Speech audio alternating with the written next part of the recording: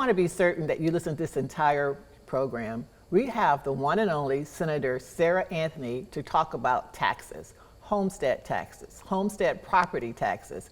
And we sent some legislation to our national office at AARP, and they said to us that this could be model legislation for the rest of the country. Wow. I've been here 10 years, Senator Anthony, and I've sent a whole bunch of stuff to our national office to see what we can support or shouldn't support. I don't recall them ever saying that before. So congratulations on looking out for older adults and looking out for our property taxes. Thanks for being with us today. Thank you. Thanks for having me. So let's just start from the beginning, because you and I kind of delve into advocacy stuff all the time and policy. But for the viewing audience, what are homestead taxes, property taxes? What is that? So we already have the homestead property tax here in the state of Michigan, and there's different models across the entire country, as you mentioned. What we are designing to do is to expand who is eligible, the income threshold for that particular property tax. We know that oftentimes politicians say, oh, we are lowering taxes for everybody, right? Or we are, addressing affordability. But then when you actually start to look at who actually receives relief, oftentimes it's not the working middle class, it's not seniors. And so I get tired of it. And you know who else gets tired of it? My mama. It's like you're saying that you're giving relief to folks, but the devil's in the details. And so this would essentially be a refundable tax credit that we're expanding so that more people are eligible.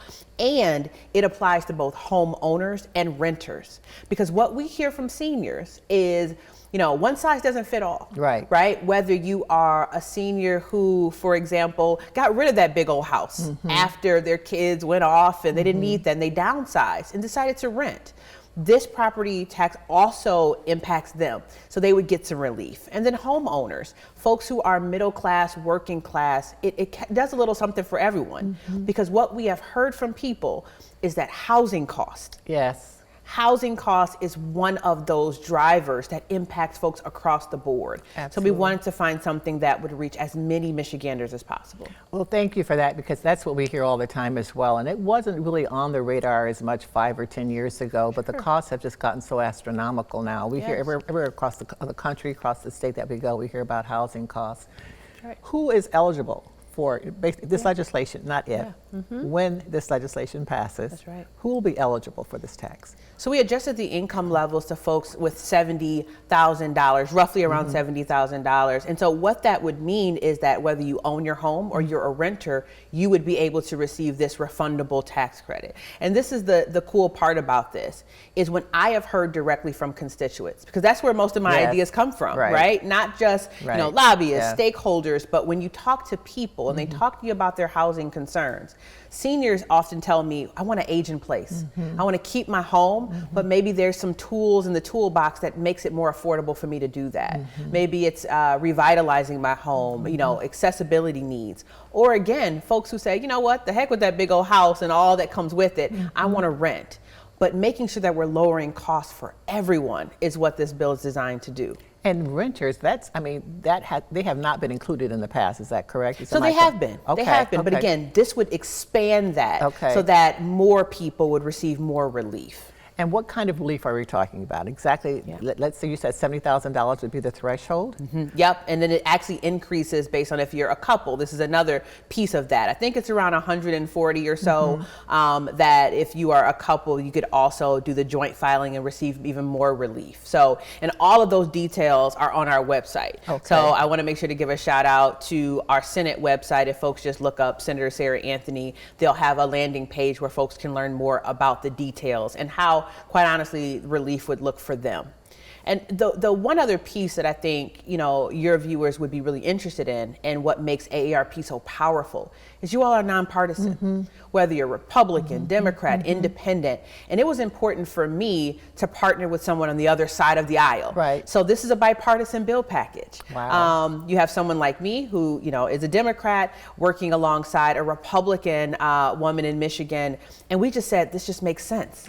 Because whether you're in an urban area, rural, suburban, folks in Michigan have just said they need relief. They need things to be more affordable, and everyone has housing costs. And you talk about ARP being nonpartisan. We're nonprofit, nonpartisan. We don't have a PAC. We don't give any money to any organization. And like you said, we listen to the voices of the people. That's right. And it seems as though, and I'm going to shift just a little bit, we'll come back to this, it seems as though that's not happening as much in our Michigan legislature or in our Congress. It's just not happening as much. It's more political. So how are you hoping to get bipartisan support to get this over the finish line? Because this is about people, not politics. That's right. That's been, my secret weapon in the legislature. I've served in the House, I've served in the Senate, I even served on the county level. And the thing that has always been the most powerful lever is looking at how do we serve people first. And when you think about, all the things that divide us, take those things off the table. Right. And when you look at things like healthcare, food access, and having a roof over your head, you can get rid of a lot of the political theater. But to your point, Paula, it's toxic right now. There are folks who see it as a game. And I don't see politics as a game. I see politics as a way to really provide essential services for folks. So whether you're from birth to earth, that's how I like to say it. I love that. And let's give you your kudos as well. You started out with Joan Bauer as an intern or as an intern. Legislative aid and and then the youngest, give me a little bit about your bio. The youngest commissioner in the country? In the country. Youngest Black woman to serve as a county commissioner in the United States. And I've been honored that the voters keep saying, you're doing a good job, right? So, being the first African-American woman to chair the powerful Appropriations Committee. And for folks who don't know what appropriations, it's the money. It absolutely, and as long as I've been around, I think between you and between Angela Whitworth. What you've done for our communities, as both of you being chair of the appropriations, both the House and the Senate, it's incredible. Absolutely incredible what you've done. This is not to discredit our men, right? But women know how to come in and clean house. Oh my. We know how to look at things and say, that doesn't really make sense. And how do we do that more efficiently? I sit on the Food Bank Council of Michigan board. I sit at McLaren Hospital Healthcare, Davenport University chair. And I'm sitting there and your name comes up. Well, she did this. Senator Sarah Anthony, we've got to make sure we send her a note because she did that. Or the food lunch program, or Senator did this, or, it just goes on and on and on. So the power of that committee is just incredible. And thank you for not forgetting where you came from. That's right. Well, budgets are moral documents. So you can tell me you care about children or seniors, show me the money. And that's a part of why when we look at how do we give relief to the most amount of people for something as practical as possible, that's why that was the genesis of the Homestead property tax. And so, I mean, it's a big price tag. It's a big price tag. It's around $300 million that would come out of the government's coffers. We think that it's worth it. Passing along that relief to seniors and to working moms and to middle class families. Oftentimes people get cynical about government because they can't point to what government's doing to them for them directly. And so this would be one of those pieces that if we can give a little relief to folks, I think it would also reframe how people feel about their government. What are the barriers to passage? Always politics. It's so, but one thing that I'm excited about again is that it's bipartisan. And so that's by design. And most of the bills that we've introduced and gotten signed into law have been bipartisan. But we're in split government right now.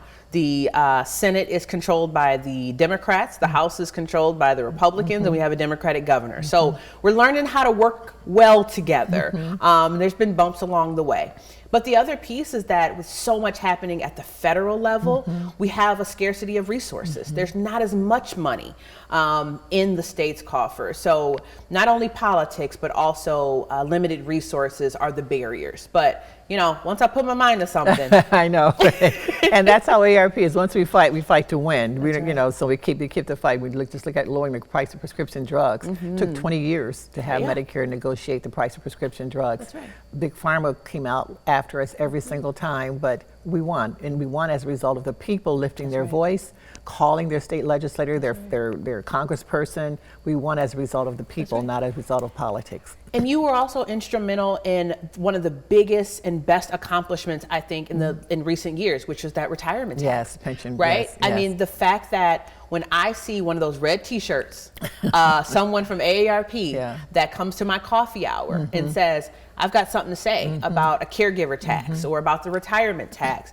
These are powerful voices that elected officials on every level, we look to AARP to guide us, to try to help us frame what we're doing in that capital. I knew you were smart.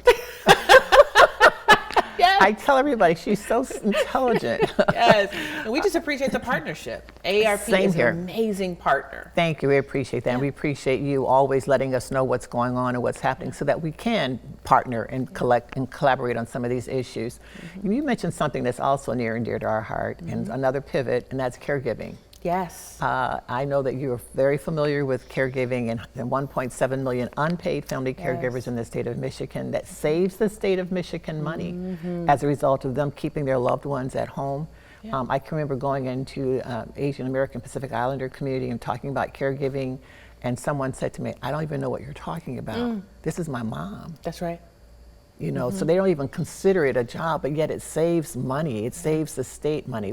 Where are we with the caregiving tax credit or some help for unpaid family caregivers? That's right. So in the Senate's budget recommendation, we did add the caregiver tax credit as a part of what the Senate definitely wants to prioritize and see in the state's budget. If it's not this year, we're going to keep fighting for it year after year because it's that important. We've seen that our governor is also supportive and has put it forward in her recommendations in past years. So we're going to keep fighting for it. It's just that important. We appreciate that. So let's get back to the homestead property tax. Out of the young people, you said it would help young people, will help anyone. It's not an age, it's more of a tax income level. That's right. That's right. And so is there, who's not going to be eligible for it? Yeah, and again, we already have this. This is something that over the course of years, the state of Michigan has already had the homestead property tax. This would just be expanding who would be eligible.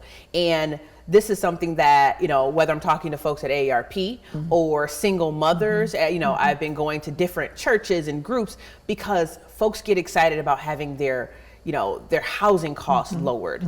And oftentimes when we hear from seniors, they will say, government's not working for me anymore. That so much of the relief is for folks with young kids or folks who are unhoused or folks who, you know, are in such low income thresholds that folks who are in their 60s and 70s and who have done the work and maybe have a pension, some don't have a pension anymore, they get left behind. And so again, I think that it's powerful when we can find levers that have a broader impact. So it's putting more people into the net, the safety net, the protection net.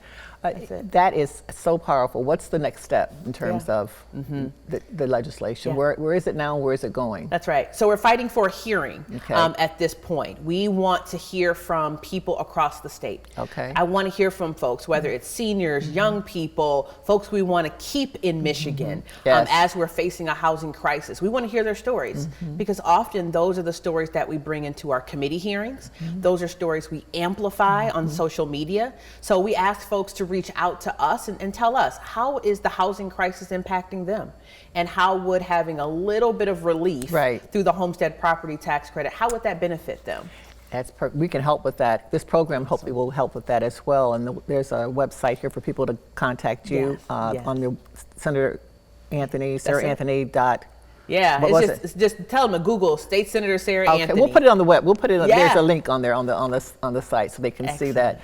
Affordable housing is still an issue, though. Oh my goodness. Finding housing is still an issue. Downsizing is an issue. Young people who can't afford to live in White Hills or somewhere, it's still an issue. I know you had some thoughts and ideas too about affordable housing. Can you share those? It is a crisis, right? It's finding a quality and affordable housing. We can't build fast enough. We think some of this is like global economy, economics, the cost of lumber, the cost of labor, just to be able to keep up with the demand. We also have a ton of aging homes. You know, you look at some of our corridors across the state, even here in mid-Michigan, the homes are falling apart. And so how do you attract people to a community if they can't find homes that look like anything, or that the boiler and the roof and things are falling apart. And so I think making sure that we're building more, we're building new, we're repairing what we already have, and then we're giving relief to folks who like their home, but could just need a little bit more just to like cut those costs, because everything else is still rising. Yes. Despite some of the political and campaign promises from everyone, costs are still going up. Absolutely. And until we can really see significant relief on the national level, Michigan needs to do its part and give relief to people. What are you hearing from builders, contractors, residential, commercial? Yeah. What are you hearing from them in terms of The cost of materials is still rising, and they can't find people, right? I mean, you know, one of the big things that I've always prioritized is skilled work, skilled labor. Absolutely. And we can't find enough people who are going into the skilled trades to know how to build a home, how to build an apartment complex or a condo. And so,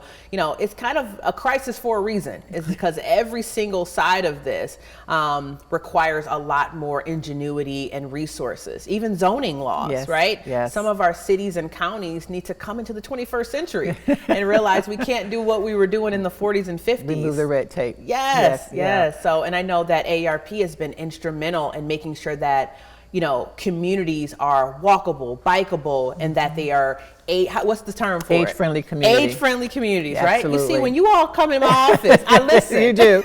You So. do. And the age-friendly community, that's the foundation for everything. It's everything from education to homes to healthcare, everything we're talking about, right. that is the foundation. And sometimes people think that older adults are a burden on the community, but I'm here to share with folks that if you have older adults in your community, they're still going to buy cars, the healthcare, they're still going to maintain their healthcare. They're on a fixed income, but they're going to use that income to go to the movies, go to the dinner. They add to the economic development of that community. They're not a drain on the community, so you want to keep them in the community as long as you possibly can and not have them move into Florida or somewhere else, right? So, when older Michiganders do well, our entire state does Exactly well. right. Our children do better. Exactly Middle-aged folks who are Exactly still right. trying to be young like me. We all just do better because, you know, the communities are richer, they're more vibrant, the economy, you know, everyone does better. Absolutely. And I wanted to share something with you. We were in Ann Arbor, our executive council, Lori Richard Jandron, and the rest of the executive council, meeting with some organizations there. And the number one thing, we asked them what's their number one issue. Guess what it was? What? Housing. See? Housing. Everywhere. Yes, it's housing. And Washington just became an age-friendly community, by the way. And so we've got a coalition now, because we all said we're going to join together to help push this legislation through. So it's not just going to be AARP working alone, but like I said, when we fight to win. We got a cavalry. Yes, you do. Yes, you do. Right there to support us. So there's a tremendous number of organizations who are going to be supporting this legislation moving forward. And again, people can, like you see on the website here on the screen, they can contact that website to have to absolutely show their support. So in the 2 minutes or so that we've got left, what's top of mind for you? How do you want to finish out this term? What do you besides the homestead property tax? What else would you like to have accomplished? You know, there's been so many changes that have happened at the federal level that are going to impact Michigan families. There's no doubt about it. That big bill that passed recently, it is going to impact the social safety net for Michiganders and for people all over the country. So with the limited amount of resources the state has, we are charged with trying to figure out how do we ensure that our most vulnerable populations are okay, and that our citizens, whether they are low income, middle income, older, younger, that we have enough to ensure that they will be okay. That's at the top of my mind. You know, that's the other side of being the chair of the budget committee, is that yes, you can give out a lot of money to do new programs, but now it's about sustaining and maintaining the gains. And so that's the big thing that's at the top of my mind. And what are the barriers to making that happen? It's always politics. Politics. But you know what's more important and what's more powerful than politics? Are people. Are the people. Are the people. Yeah. Well, the people that are in the state office, the people that we represent, the members that we represent across the state, these are issues that are important to them.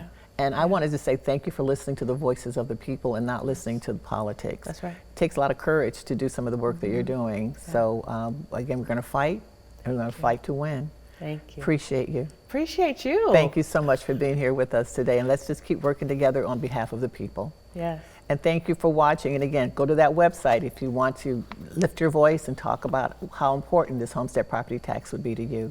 Personal stories make a difference. Thank you. I'm Tracy Anderson with Impart Alliance at Michigan State University. Today I'm here with Dan and Jennifer Digman from Mount Pleasant. We're going to talk about the shortage of direct care workers here in Michigan. At present, our state needs at least 36,000 more direct care workers to meet the current needs of our state. And that's a big number. I mean, and people need that care to stay in our home. And it's important that not only do we need that, but we need politicians, we need government officials, legislators to support us staying in our home and funding programs like this. And it's very important to the quality of my life and Dan's life. I think that's the big thing. That's one of the things that really allowed us as two people with MS to get married, is knowing with the Michigan My Choice waiver program and funding for that allows and provides for direct care workers to come into our home, and so that we can continue living in our home and contribute to the local community. And I think that that's the big thing for legislators, is we always come down and advocate for state funding to continue supporting this program that allows us, and it's not just us, I mean, think of everybody throughout the state that benefits from something like this. The workers benefit and the people on the other side. It's a win-win for both of us. If you had a message for our legislators, what would that be? Keep the funding, support direct care workers, support people with disabilities. Thank you both. To learn more about Impart Alliance and our advocacy around direct care, please visit our website at impartalliance.msu.edu. I want to talk today about why long-term care is so expensive. And back in the day, our grandparents kind of made it through sitting in a rocking chair on the porch. Why is it so much more expensive? Yeah, Paula, let me put you in a rocking chair on a porch. That's not going to work, and we'll David. See how I well said my you like grandparents. Right? That's right, right. Not even my parents. Well, I blame ARP. Oh, you do? I do. I blame ARP because you kind of raised our expectations about what this part of life is going to be like. It's great. Now, well, it's a good thing. Yeah, I'm not really arguing with it. But as medical science has progressed, we're all living longer, and more importantly, we're living healthier, right? And as our expectations of what our life is going to be like is up. Right? And so we're living longer, all the rest. But what we didn't do, that our parents did, was have a ton of kids. To take care of us. Right. There are 8 kids in my family, okay? None of it, I had 4. That was as far as it got, right? So the demand for services, the demand for care is going way up. There's this thing called the baby boom. You may have heard of it, right? So it's going up. We have high expectations, but we didn't have as many kids. So supply and demand. Supply and demand. Demand for services up, supply of caregivers down, plus the church lady who used to hang out and help out, she's not around anymore. And the cost for a registered nurse is $100 an hour. You want a registered nurse to come in. And of course, you can always get the teenager, with the purple hair, she'll show up, or he'll show up, for $30 an hour. What are we supposed to do? We're supposed to get more direct care workers into our homes. That's There what we're you supposed go. to do. All right, thank you, David. I appreciate you being here. Thank you, Paul. Pain. We all experience pain. And Dr. June is here today to tell us, if you have pain in your joints, what should we do? That's a good question. We came from a time and era where physicians as a whole kind of went from, you're just going to deal with it, to anyone should be in no pain at any time, 0 pain. And they kind of went to this pendulous thing where people would be given like narcotics and high doses of painkillers, and it got a lot of people into trouble, and then kind of dialed it back, and nobody gets them now. And we're trying to find an identity of what is it that we do which is the correct steps for people's pain, because nobody wants to suffer needlessly. Right. Now, there's a lot of modalities for dealing with pain, and I mean wide modalities, anywhere from Tylenol that works for some people, not most, the NSAIDs like ibuprofen, Mobic, things like that, Celebrex, naproxen, and those carry risks with them too. They do work for inflammation and pain to a degree, but They also have long-term side effects, which your doctor would talk to you about. And then there's alternative painkillers such as antidepressant pills, which take pain out of your body for ways we don't even know. There's topical NSAID creams you can put on. There's natural occurring remedies that are out there that a lot of people use, like fish oil, cherry juice concentrate, something called devil's claw, which has been used successfully for some people's pain. So there's neuropathic painkillers like gabapentin. There's a product called pregabalin or Lyrica that's used quite a bit as well. So there is a lot of medications, depending on the person and the nature of their pain, that they can use for helping get rid of it. For me in our office, we like injections to help reduce specific joint pains. And sometimes that can last months to years. Sometimes it's ineffective for the patient. So you just start by talking to your primary care and then get sent to a rheumatologist or a sports med doctor or physical medicine rehab doctor, and they can approach your pain as best they can. If you have pain, you're not going to get a chance to see your doctor right away. What's the safest thing to do? Fish oil, or what's the safest thing to for do? day-to-day, long-term maintenance, it's like fish oil and cherry juice concentrate. But for acute pain, depending on the situation, is go to an urgent care, or sometimes even an ER if it's disastrous amount of pain. So someone that can get you in right now and address this. Hopefully you're not in pain, but if you are, that's good information. Thank you, Dr. June. CATA's regional mobility solutions can help seniors seize the day. Hear what riders and community leaders have to say about the value CATA brings to the lives of aging adults. My name is Richard Foster. I went to junior college, graduated with a degree in writing and photography. When I graduated from Eastern Michigan, I moved up to Lansing. Then my car died and I started using the bus, and I've been using the bus for a little bit more than 20 years. CATA is extremely valuable because it allows me to get around anywhere in the city, and now with some of the extended services, I'm able to go farther out of town. The money I save with the Veterans Pass allows me to go to movies, go out to dinner. I use CATA for everything pretty much. Shopping, going to the doctor, going to the library, anything that I don't feel like walking towards. Between where I live, there's 2 stops, one to the west and one to the east. And it's nice when I get up in the morning and have to go somewhere, I can either catch a bus going out, or if I have to do something downtown, I go across the street and catch the Route 8 when it's going in. Well, I've gotten to know all of the drivers. I know a lot of them by first name. It's nice when I can hop on the bus, say hello, they know my face. It's like hi, and I make jokes with them, carry on conversation. I think CATA is necessary for the community because, there's a lot of people that don't have transportation. Plus, it's good for the environment. I think CATA's doing a good job. You've heard so much information today, and one of the things that I'm asking you to do is share it with others. Make certain that you share that website, because everybody needs a break when it comes to their homestead property tax. Thank you for watching AARP Real Possibilities.